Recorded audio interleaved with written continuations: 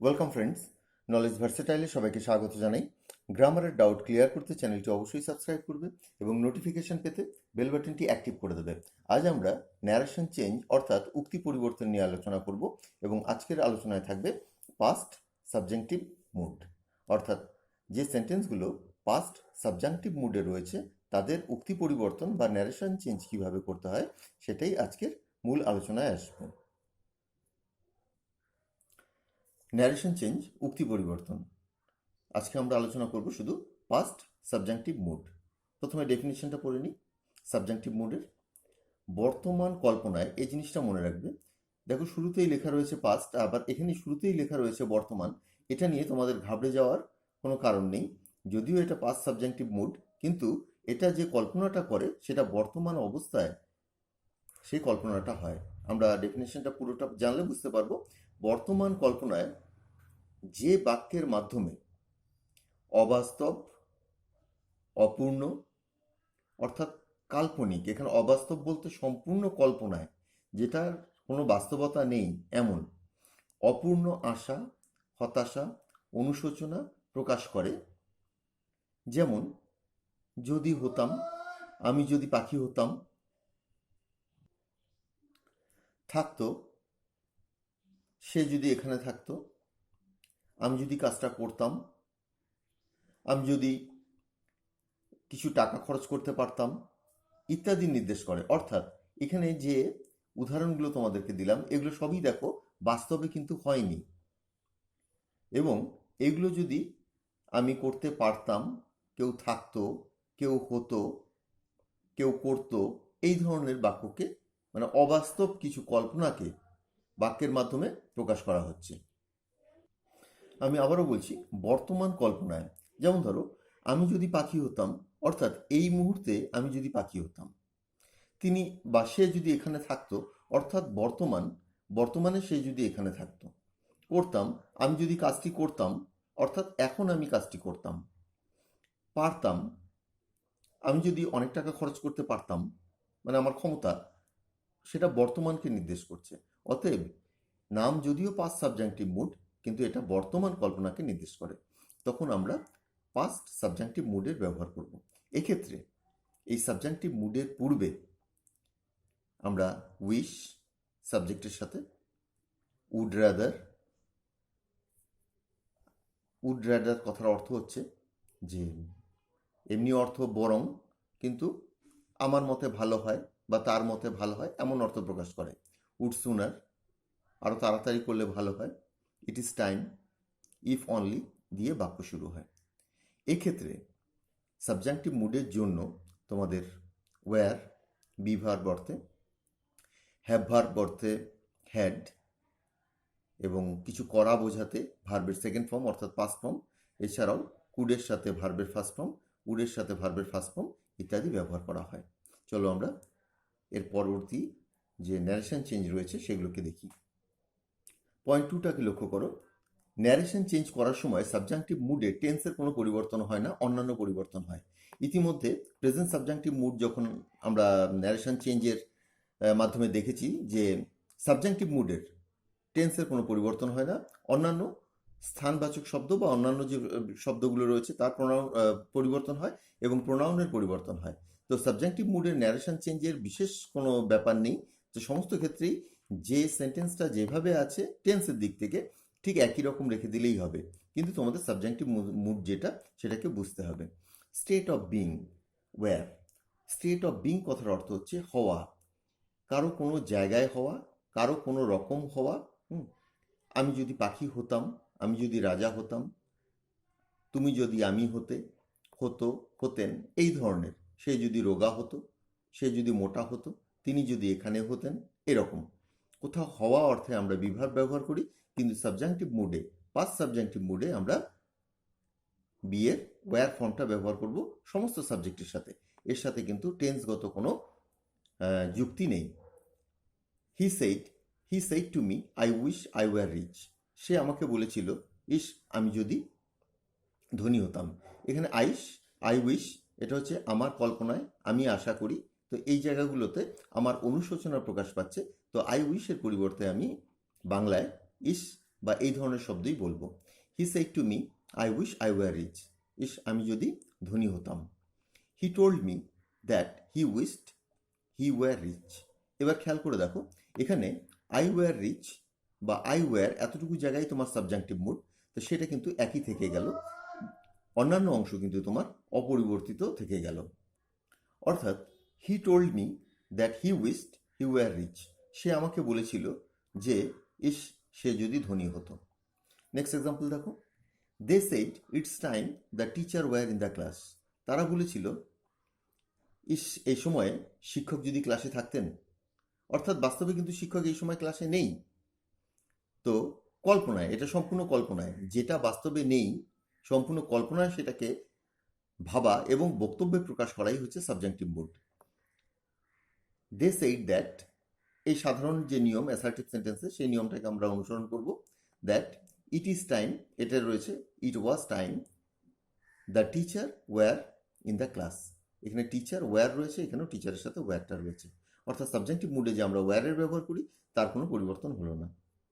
3 নম্বর এক্সাম্পল দেখো, she said father wishes I were at home. সে বলেছিল বাবার ইচ্ছে ছিল আমি যদি এখন বাড়িতে থাকতাম। বাবার ইচ্ছে আমি যদি এখন বাড়িতে থাকতাম, তা আমি বর্তমানে বাড়িতে নেই, এটা বাবার ইচ্ছে আমি যদি বাড়িতে থাকতাম। এটাকে দেখো কিভাবে করবে, শি সেইডটা একই থেকে গেল, দ্যাট ফাদার উইশেসটা উইশড, আই বললে আমরা ফার্স্ট পার্সনে চলে যাব, আই বললে আমরা সাবজেক্টে চলে আসব রিপোর্টেড ভার্বের, তো সেই জন্য she were at home. Next example, I said he orders me as if I were his servant. আমি বলেছিলাম হি অর্ডার্স মি, সে আমাকে আদেশ দেয়, অ্যাজ ইফ মানে যেন আমি তার ভৃত্য, যেন আমি তার ভৃত্য। তো বাস্তবে আমি তার ভৃত্য নই, এটা শুধুমাত্র কল্পনা, এবং সেই আদেশের মাধ্যমে এই কল্পনাটা প্রকাশ পায়, তার আদেশের মাধ্যমে এই কল্পনাটা প্রকাশ পায়। I said that he ordered me, খেয়াল করে দেখো এই অংশের কিন্তু ন্যারেশন চেঞ্জ সাধারণ রূপেই হচ্ছে, he ordered me as if I ওয়্যারই থেকে গেল, কারণ এখানে আই বলতে আমরা রিপোর্টেড ভার্বের সাবজেক্টকে দেখব, সেটা আই রয়েছে, তাই আই থেকে গেল, আই ওয়্যার হিজ সার্ভেন্ট, অর্থাৎ কোনো পরিবর্তন হলো না। চলো পরবর্তী অংশ দেখি। 5 নম্বর এক্সাম্পলটা দেখুন, mother said I would rather he were not ill. মা বলেছিল আই উড রাদার, এটাকে বরং না বলে বলবে আমার মতো ভালো হতো বা এটা ভালো হতো। মা বলেছিল আমার মতো ভালো হতো সে যদি অসুস্থ না হতো, অর্থাৎ বাস্তবে সে অসুস্থ, সে যদি অসুস্থ না হতো। Mother said that she would rather, তার মতে এটা ভালো হয়, হি ওয়্যার নট ইল, সে যদি অসুস্থ না হতো। তো এখানে তোমরা ওয়্যারের ব্যবহারটা দেখলে, কারো কিছু হওয়া, যেমন ধরো আমি যদি রাজা হতাম, ইফ আই ওয়্যার বা I wish I were a king, এমন ধরনের সেন্টেন্সগুলোকে, আমি যদি পাখি হতাম, I wish I were a bird, তিনি যদি এখানে হতেন, I wish he were here. এই ধরনের সেন্টেন্সগুলো সাবজেক্টিভ মুডে থাকে, পাস্ট সাবজেক্টিভ মুডের বি ভার্বের ব্যবহার হয়, এখানে ওয়্যারের ব্যবহার হয়, এবং সমস্ত সময় এগুলো ন্যারেশন চেঞ্জ করার সময় সে ওয়্যারটা ওয়্যারই থেকে যায়, কোনো পরিবর্তন হয় না। এবার 4 নম্বর পয়েন্টে আসছি, স্টেট অফ পজিশন, অর্থাৎ অধিকারে বোঝাতে, মালিকানায় বোঝাতে আমরা কিন্তু হ্যাভের ব্যবহার করি, যেমন ধরো I have a pen, he has a car, এরকম। কিন্তু যখন পজিশনে চলে আসবে সাবজেক্টিভ মুডে, পাস্ট সাবজেক্টিভ মুডে, তখন সবসময় আমরা হ্যাডের ব্যবহার করব। যেমন অধিকারে বা মালিকানায় থাকতো, যদি আমার একটা গাড়ি থাকতো, যদি আমার একটা বাড়ি থাকতো, যদি আমার অনেক বন্ধু থাকতো, তো এই ধরনের সেন্টেন্সগুলোকে আমরা পাস্ট সাবজেক্টিভ মুডের স্টেট অফ পজিশনের মধ্যে রাখব। He said I wish I had a car, সে বলেছিল ইস, আমার যদি একটি গাড়ি থাকতো। তো সাবজেক্টিভ মুডের কোনো পরিবর্তন হবে না, বাদ বাকি পরিবর্তনগুলো করে ফেলো, খুবই সহজ। হি সেইড দ্যাট, এখানে আই বলতে রিপোর্টেড ভার্বের সাবজেক্ট হি উইশড, এ উইশটা উইশড হয়ে গেল। এবার আবার আই আছে, আইটা রিপোর্টেড ভার্বের subject, he had a car, he had a car. এখানটায় সেন্টেন্সটাকে যদি নেগেটিভ করতে হতো, এখানে দেখো নট হ্যাড। হ্যাঁ, এখানে বলছি যে he said I wish he not had a car, যদি এরকম হতো যে তার যদি গাড়ি না থাকতো, তো কি বলতে? ইস, তার যদি গাড়ি না থাকতো, I wish he not had a car, I wish he had not a car, এমন ব্যবহারও কিছু জায়গায় দেখা যায়। কিন্তু তোমরা করবে হি নট হ্যাড এ কার, অর্থাৎ নেগেটিভ করার জন্য নটটাকে আগে বসাবে, হ্যাডের পর নয়। She said, I wish I had the wings of a bird. সে বলেছিল, ইস, আমার যদি পাখির মতন ডানা থাকতো। চেঞ্জ করলে আসবে she said that she wished, আইটা এই সাবজেক্ট অনুসারে চেঞ্জ হলো রিপোর্টেড ভার্বের শি, উইশটা wished, she had the wings of a bird. আর কোনো পরিবর্তন নেই, শুধুমাত্র এখানে ফার্স্ট পার্সন থাকলে তোমরা রিপোর্টেড ভার্বের সাবজেক্ট দেখবে, এখানে যদি সেকেন্ড পার্সন থাকে তবে রিপোর্টেড ভার্বের অবজেক্ট দেখবে, এবং এখানে থার্ড পার্সন থাকলে কোনো পরিবর্তন করবে না। He said to me, I wish you had enough money. সে আমাকে বলেছিল, ইস, তোমার যদি যথেষ্ট অর্থ থাকতো। He told me that he wished, আইটা হি হলো, হি উইস্ট আই হ্যাড, এখানে ইউ রয়েছে, এখানে মি রয়েছে, অর্থাৎ মিটা আই হয়ে যাবে, আই হ্যাড এনাফ মানি। এবার পয়েন্ট 5-এ আসছি। পয়েন্ট 5-এ অ্যাকশন ভার্ব, অর্থাৎ কোনো কিছু করা বোঝাবে যখন, তখন ভার্বের যে পাস্ট ফর্ম, সেকেন্ড ফর্ম, সেটাকে ব্যবহার করবে। করতাম, বলতাম, দেখতাম, আমি যদি কাজটি করতাম, আমি যদি বই পড়তাম, আমি যদি ছবিটি আঁকতাম, আমি যদি তোমাকে দেখতাম, এমন। তো সেক্ষেত্রে তোমরা V2 অর্থাৎ পাস্ট ফর্ম অফ ভার্ব এর ব্যবহার করবে। এক্সাম্পল দেখো, she said, I would rather he came now. সে বলেছিল, আমার ভালো লাগতো, এটা ভালো হতো যদি সে এখানে আসতো। যদি সে এখানে আসতো, বা সে যদি এখানে আসতো, তো সে যদি এখানে থাকতো, তো এই অর্থটা প্রকাশ করার জন্য তোমাকে কেমের ব্যবহার করা হলো, কিন্তু বাস্তবে সে এখানে আসেনি। She said that she would rather he came then.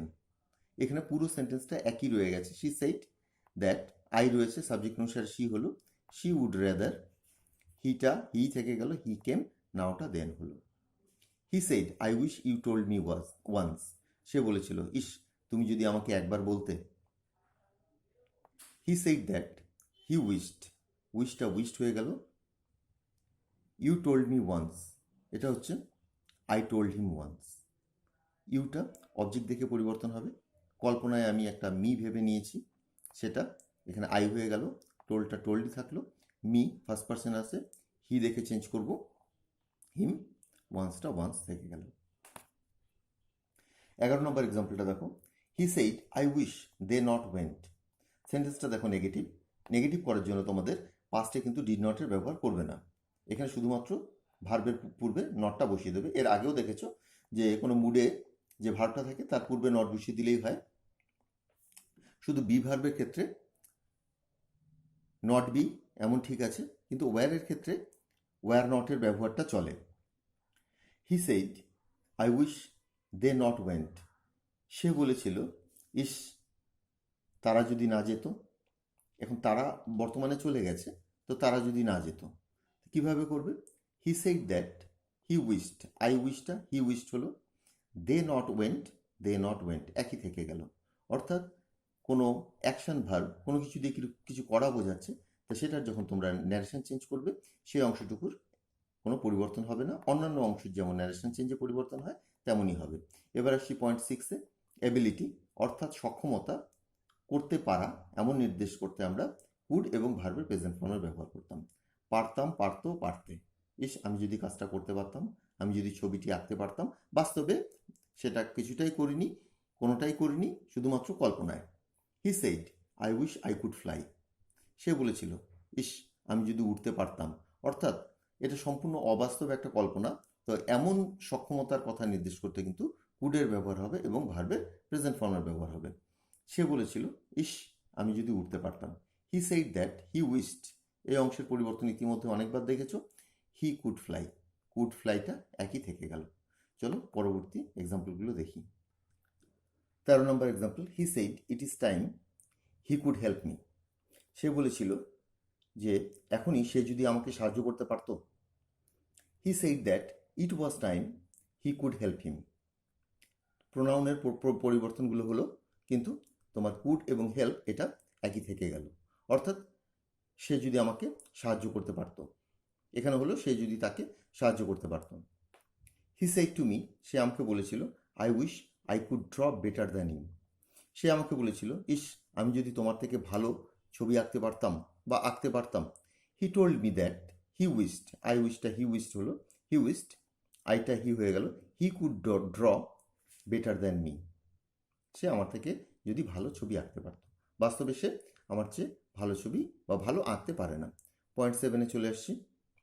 Condition. Condition হচ্ছে শর্ত। তো শর্তের ক্ষেত্রে আমরা দুটো পার্ট পাবো। যদি এটা হয় তবে এটা হয়, অর্থাৎ যদি এটা হতো তবে এটা হতাম। তো এরকম, তো যদি এটা হয় সেই পার্টটা আমরা ইতিমধ্যেই পেয়েছি, যে সেন্টেন্সগুলো পেয়েছি, ওয়ারের ব্যবহার, হ্যাডের ব্যবহার, ভার্বের সেকেন্ড ফর্মের ব্যবহার, কুডের ব্যবহার, এগুলো। তো সেক্ষেত্রে যে ফলাফলটা আসবে, শর্তের যে ফলাফল, তো সেটা বোঝানোর জন্য আমাদের উড বা কুডের ব্যবহার করতে হবে এবং ভার্বের প্রেজেন্ট ফর্ম। দেখো এক্সাম্পলগুলো, এখানে ন্যারেশন চেঞ্জের মাধ্যমে দেখানো হয়েছে। He said if I were rich, সে বলেছিল যদি আমি ধনী হতাম, আই উড হেল্প ইউ, আমি তোমাকে সাহায্য করতাম। তো এখানে এই সেন্টেন্সটা পুরোটাই, হাইলাইট করা অংশটা পুরোটাই তোমার সাবজেক্টিভ মুডে রয়েছে। দেখো, he said that if he were rich, আইটা হি হয়ে গেল, ইফ হি ওয়ার রিচ, ওয়ারটা চেঞ্জ হলো না, হি উড হেল্প মি, সে আমাকে সাহায্য করত। তো এই পার্টটা তোমরা ইতিমধ্যেই দেখেছো। এই পার্টটা কুড বা উডের ব্যবহার দিয়ে তোমাকে করতে হবে। 16 নম্বর example, he said had I enough money. আরেকবার বলে দিই, অনেক ক্ষেত্রে দেখবে যে ইফ দিয়ে বাক্য শুরু না হয়ে যে সাবজেক্টিভ মুডের যে ভার্বটা রয়েছে সেটাকেই তুমি সামনে বসিয়ে কিন্তু এই সেন্সটাকে আনতে পারো, যদি অর্থ প্রকাশ করতে পারো। সে বলেছিল, হ্যাড আই এনাফ মানি, যদি আমার অনেক অর্থ থাকতো, যথেষ্ট অর্থ থাকতো, আই কুড বাই এ কার, আমি একটি গাড়ি কিনতে পারতাম। তো এখানে ইফ দিয়েও সেন্টেন্সটা বলা যেত, if I had enough money, যাই হোক একই অর্থ। He said that had he enough money he could buy a car, অর্থাৎ এই সেন্টেন্সের কোনো পরিবর্তন হলো না।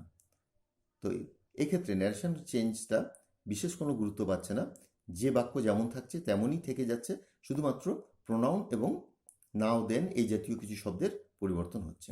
নেক্সট এক্সাম্পলটা দেখো, 17 নম্বর, হি সেইড, সে বলেছিল, if I could help you, যদি আমি তোমাকে সাহায্য করতে পারতাম, আই উড বি হ্যাপি, আমি খুশি হতাম। তো আমি তোমাকে সাহায্য করতে পারিনি আর আমি খুশিও নই। হি সেইড দ্যাট, সে বলেছিল যে if he could help me, যদি আইটা দেখো হি হলো, সে আমাকে সাহায্য করতে পারতো, হি উড বি হ্যাপি, সে খুশি হতো। চলো পরবর্তী পার্ট দেখি। 18 নম্বর এক্সাম্পলটা দেখো, she said if he not told me. এখানে দেখো সেন্টেন্সটা নেগেটিভ, টোল্ডের আগে কিন্তু নট বসে কোনো ডিটের ব্যবহার হয়নি। সে বলেছিল, যদি সে আমাকে না বলতো, আই কুড নট নো, আমি জানতে পারতাম না। শি সেইড দ্যাট, সে বলেছিল যে ইফ হি নট টোল্ড হার, যদি সে তাকে না না বলতো, এখানে মিটা থাকলে তুমি শি এর অবজেক্টকে, শি এর সাবজেক্টকে দেখবে, অর্থাৎ শি এর সাবজেক্ট কথার অর্থ হচ্ছে রিপোর্টেড ভার্বের সাবজেক্টকে দেখবে। এখানে ইউ থাকলে রিপোর্টেড ভার্বের অবজেক্টকে দেখবে। এখানে শি আছে, তাই আমি এখানে অবজেক্ট রূপে হার করলাম। আই কুড নট নো, আমি জানতে পারতাম না, আইটা সাবজেক্ট দেখবে, অর্থাৎ ফার্স্ট পার্সন থাকলে সাবজেক্ট দেখবে, she could not know. She said that if he not told her, she could not know, সে বলেছিল যে যদি তাকে না বলা হতো সে জানতে পারতো না।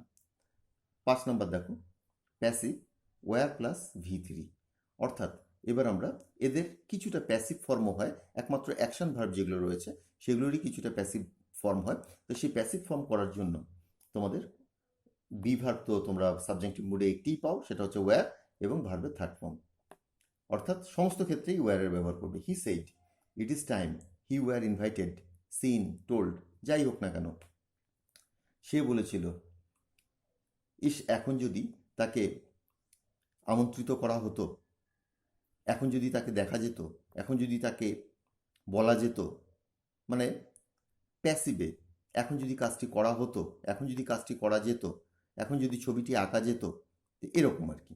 তো ইফ বা আই উইশ, এইভাবে তোমাদের সেন্টেন্সটা শুরু করতে হবে, তারপর সাবজেক্ট, তারপরে ওয়ারের ব্যবহার হবে এবং ভার্বের থার্ড ফর্ম হবে। হি said that it was time, এটা ইট ইজ টাইম ছিল।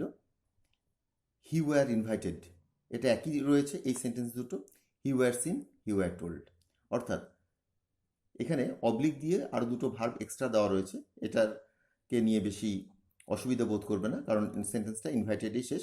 যদি ইনভাইটেড না বসাও তবে সিন, বা এই দুটো না বসালে তবে টোল্ড। নেক্সট এক্সাম্পল দেখো, she said I wish the pen were not broken. সে বলেছিল, ইস কলমটা যদি ভাঙা না হতো, মানে এই মুহূর্তে কলমটা যদি ভাঙা না থাকতো আর কি, কেউ যদি কলমটাকে না ভাঙতো। শি সেইড দ্যাট, সে বলেছিল যে, শি উইশড, সে আশা করেছিল, the pen were not broken, pen কিন্তু অনেক নেই, একটি, কলমটি যদি ভাঙা না হতো। তো এটা আমরা প্যাসিভ ফর্মগুলো দেখলাম, ওয়্যার এবং ভার্বের থার্ড ফর্ম। এবার আসছি কন্টিনিউয়াস ফর্মে, অর্থাৎ পয়েন্ট 9-এ ওয়্যারের সাথে ভার্ব প্লাস আইএনজি। দেখো, I said I wish he were sleeping now. আমি বলেছিলাম, ইস সে যদি এখন ঘুমোতে থাকতো। তো বি ভার্ব তো তোমরা ওয়্যার একটাই পাবে। I said that I wish he were sleeping then, নাওটা দেন হয়ে গেল। আর যে অন্যান্য পরিবর্তন সেগুলো তোমরা ইতিমধ্যে অনেকবার দেখেছো। He said if the player were playing, ইস যদি খেলোয়াড়টি খেলতে থাকতো, ইন আওয়ার টিম, আমাদের টিমে, খেলোয়াড়টি যদি আমাদের দলে খেলতে থাকতো, উই কুড উইন নাও, আমরা এখন জিততে পারতাম। অর্থাৎ এখানে কন্ডিশনাল সেন্টেন্স এটা, যদি খেলোয়াড়টি আমাদের দলে খেলতে থাকতো আমরা জিততে পারতাম, অর্থাৎ খেলোয়াড়টি এখন আমাদের দলে খেলছে না। নেক্সট এক্সাম্পল দেখো, he said that if the player were playing in their team, সে বলেছিল যে যদি খেলোয়াড়টি তাদের দলে, এখানে আওয়ার আছে, এটা দেয়ার হয়ে গেল, ইন দেয়ার টিম, এখানে আছে উই কুড উইন নাও, এখানে হচ্ছে দে কুড উইন দেন। তো রিপিটেডলি দেখলে তোমরা এগুলো বুঝতে পারবে, এটা বিশেষ কোনো কঠিন ব্যাপার নয়, কারণ সাবজেক্টিভ মুডে যে সেন্টেন্সটা পাবে সেটাকেই সেইভাবে বসিয়ে দেবে, শুধুমাত্র প্রোনাউনের পরিবর্তনটা ঠিক করে করবে, এবং নাও দেন এবং টুমরো, টুডে, ইয়েস্টারডে ইত্যাদি যে পরিবর্তনগুলো হয় সেগুলোকে শুধুমাত্র ঠিক রাখবে, অন্যান্য নিয়ম আর কোনো পরিবর্তন হবে না। তো আজকের আলোচনাটা এখানেই রাখছি। তোমরা পাস্ট সাবজেক্টিভ মুডের যে ন্যারেশন চেঞ্জ সেটাকে বিস্তারিত দেখলে, বিভিন্ন ফর্মে দেখলে, 8টা 9টা পয়েন্টে দেখলে। তো সকলে ভালো থেকো, বাই।